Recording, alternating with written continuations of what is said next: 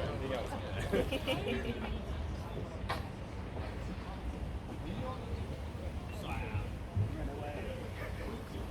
How are you all? Very well, thank you. Yourself? Yeah, not too bad, thank you. Nice to be out and not to be too busy. Yeah.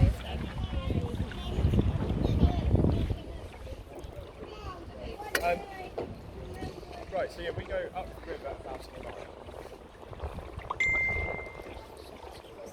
So halfway through the word mile, a massive fly went straight into my mouth.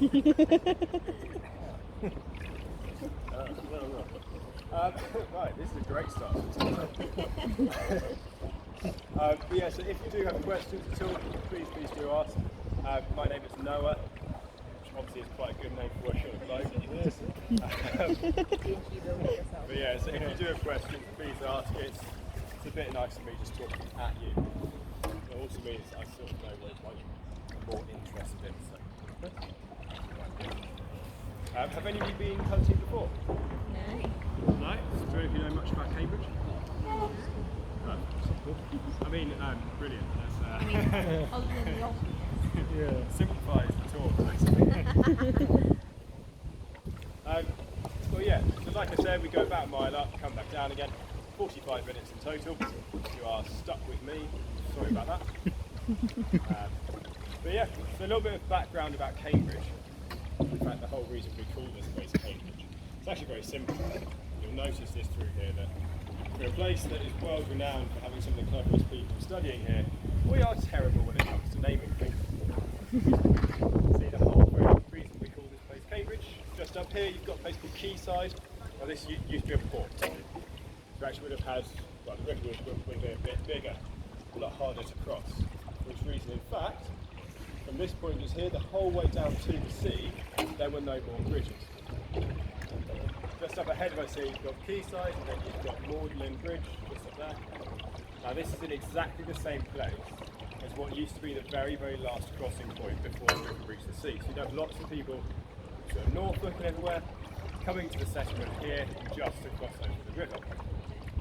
Now, if you look at the name of the city, it's Cam Bridge. No point in guessing that this is the River Cam. That was the bridge. So yeah, Cam Bridge, bridge over the Cam. It's yeah, that's the sort of level we're talking about. But yeah, like I said, this used to be a port. We actually have bigger boats coming up to here, dropping off goods and then returning back to the sea. You come here a couple of hundred years ago, find lots of people that worked on boats getting very drunk here in the evenings. It's funny how things don't So yeah, not changed. So. What you need to know. not here, but getting drunk somewhere else. Yeah,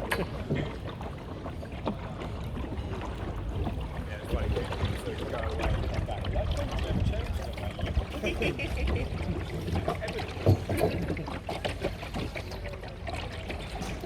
But yeah, the bridge you've got here just now, this was the second full cast iron bridge in the country.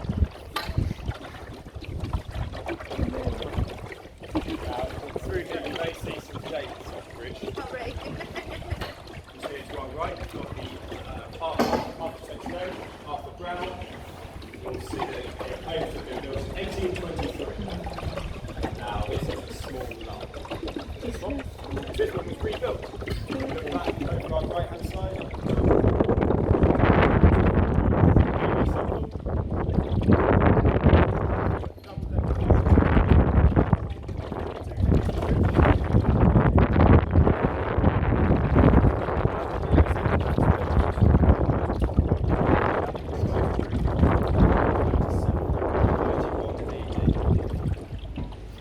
The reason we actually have a record for the bridge is probably the best reason ever.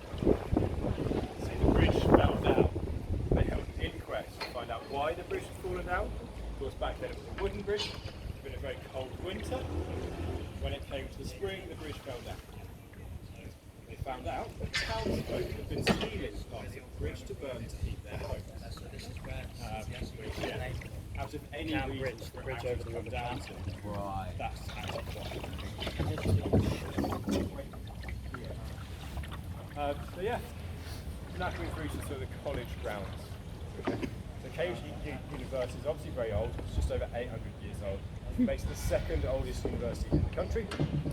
Any guesses for the oldest? See if you fall into this trap. Well, yeah, I mean, I'm guessing you want people to say Oxford, but Yep, there we go. possibly not Oxford. No, it is Oxford. The trap is if you say the word Oxford or not. Yes. So when Oxford, you spring back.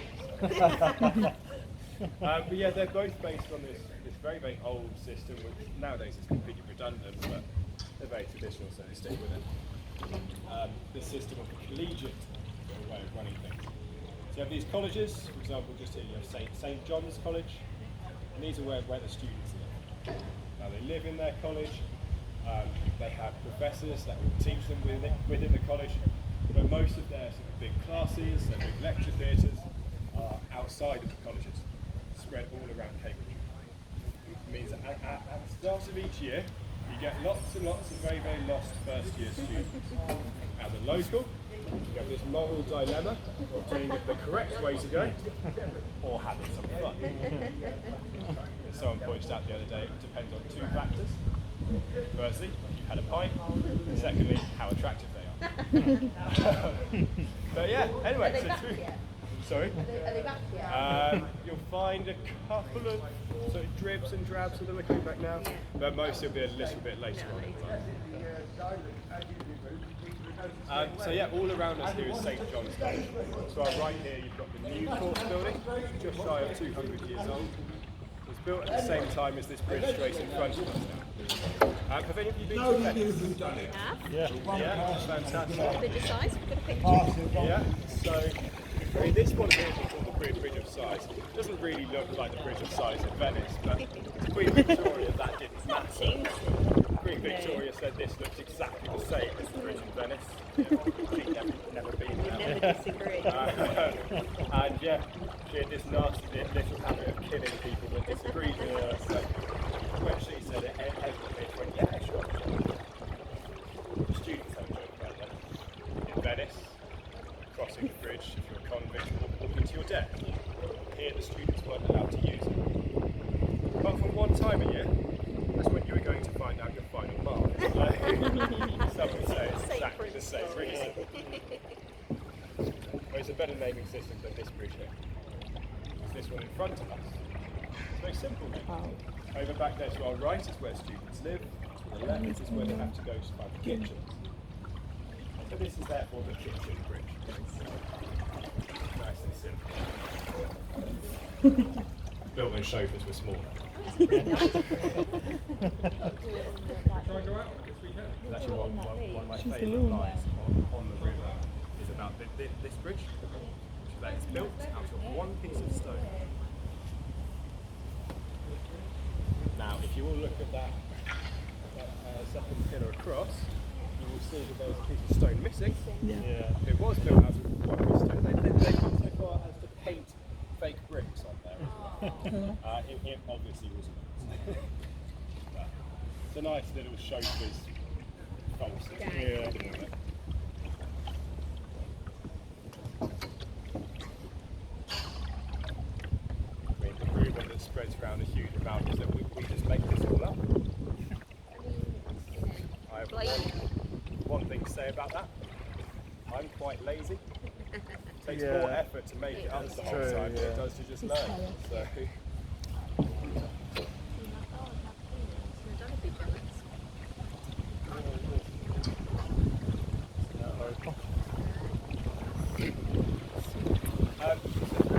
Now, look over to our right hand side. I mentioned earlier that you're supposed to mention it now. But this is the front of the new court. Now, I don't think I've said what it's used for, so let's play a little game. Is this where the master, the person who's in charge of the college, lives? Is it a library? Is it where students live? Or is it where the professors live?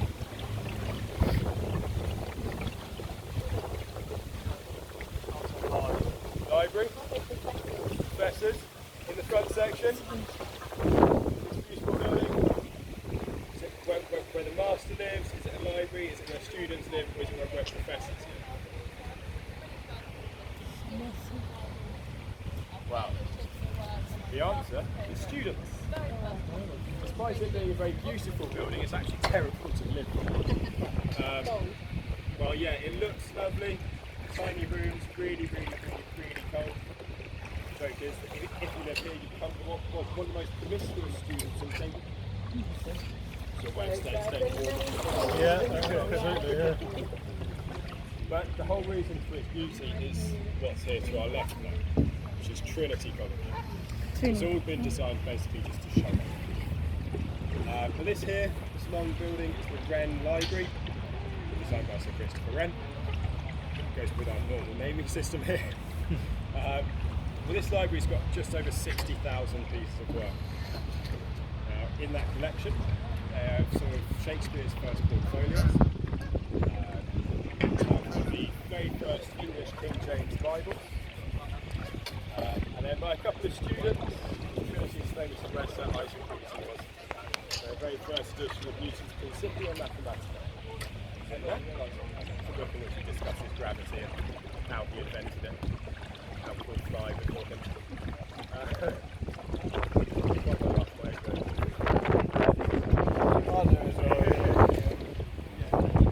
The best book in the entire place though is actually quite a simple one.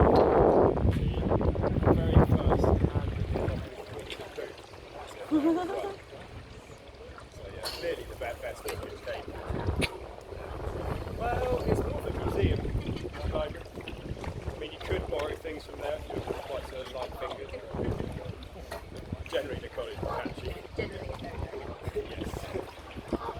They don't really have library cards.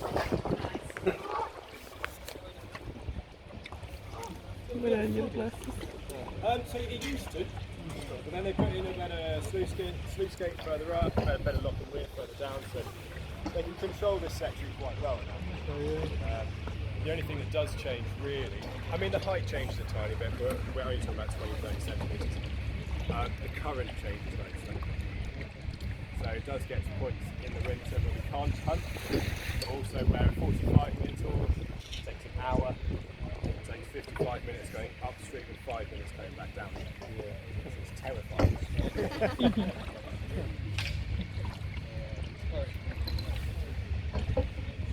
But yeah, more terrifying than that is the things with a self-pilot.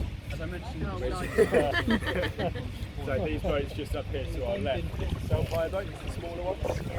These bigger ones are always tour boats, the smaller ones are really always self-hires. But vice versa, the colleges have got a few boats for their students to take out. Trinity here, is a boat boat. Got about 25 to 30 boats there. And in the usual summer, they rent them out to members of the public as well. And that they are worth roughly £2 billion. Lots of it is inland. So yeah, I mean in the 1930s they bought Felixstowe Port. A little bit later they bought part of Manhattan Island, went back to Tokyo, they went back to Hong Kong. They're basically everywhere. But if we look a bit closer to home, they're down in London. They're in quite nice pieces of Oxford Street, Regent Street. And in about 2002, I think it was, they bought a 999-year lease. That was a bit annoying, on the land that the Oxford Arena. Quite a good bit of investment. They bought it for £24 million. Last year received rent £22 million. So, yeah, it's a nice little piece of property, really. Yeah, money makes money.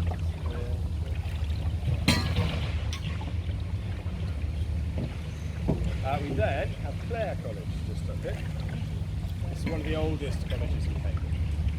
It dates back to 1326. Back then, though, it was called University Hall. University Hall wanted to try something very new, very different, which was to have the sort of governing body of the college being made up entirely of students. 12 years later, the college was bankrupt. Yeah, It's a surprise it took 12 years. But yeah, it was refounded by a young French lady, hence we name it after her, so it was by a lady called Lady Elizabeth de Clare. So she wasn't deaf around here, she was also known as the Black Widow. The reason for this is that when she was 13, both of her parents suddenly passed away. So she moved from France to London to live with her brother. 2 months later, he passed away. So she got married 3 times. Each husband died after just less than 1 year after getting married to each other. A little bit suspicious, really. So yeah. Really unlucky. Well, this is the thing. Some people say really unlucky. I personally just quite planning things. So it seems like a much more viable option for studies. But we can't neglect the fact that all of the colleges here are very, very religious based. And in saving the college, she also became a nun. Lots of people believe that she was actually trying to sort of buy her way into college, which is quite but also shows some sort of guilt from the first half of her life. So yeah, it's definitely something like that.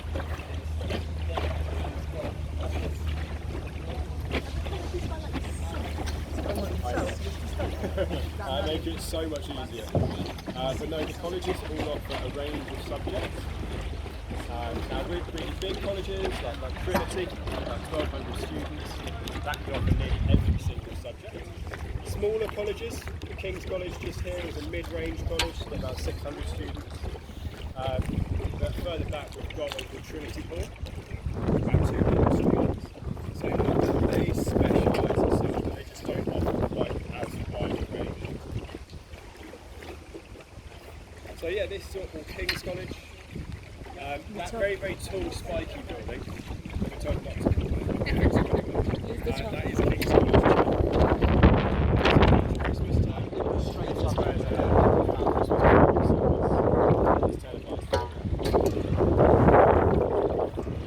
That's been televised since the 1960s. Very long time. That's very famous. The staple of many traditional families' Christmas Day.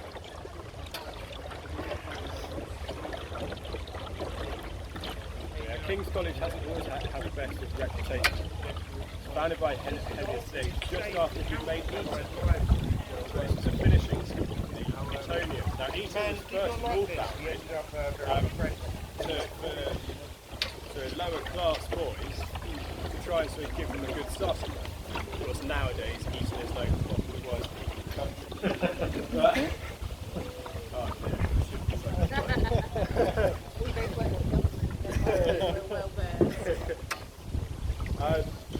But yeah, so King's College did actually become known as one of the laziest colleges here.